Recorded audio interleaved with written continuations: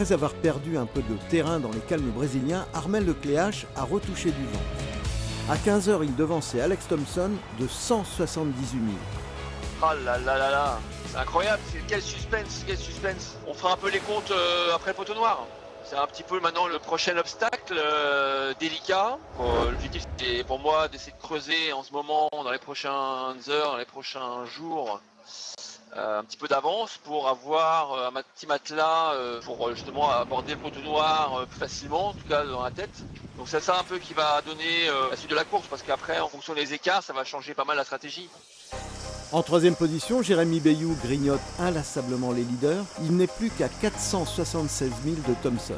C'est une belle progression, surtout on a bien fait de regarder devant, quoi, de pas se dire c'est fini, et devant ils sont mini, et puis ça changera pas, il faut regarder devant. C'est plus difficile pour Jean-Pierre Dick, menacé un peu plus chaque jour par le tandem Eliès-Lecam.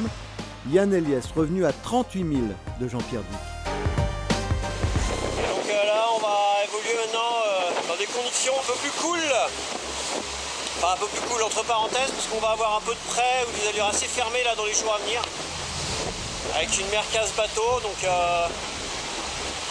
on n'est pas sorti d'affaire, mais en tout cas on peut clôturer la case mer du Sud, même s'il y a encore quelques albatros derrière moi. Bah prochaine vidéo, j'espère que je serai en slip et en maillot de bain avec de la crème. Allez, ciao!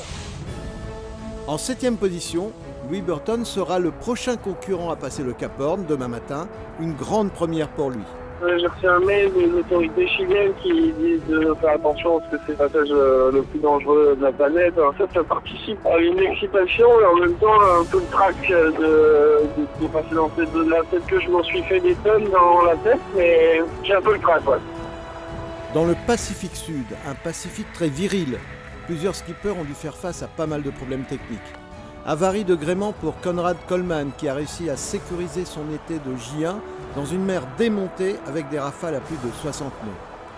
Alan Roura a lui dû changer son safran tribord sectionné par un objet flottant non identifié et colmater une voie d'eau qui inondait le bateau.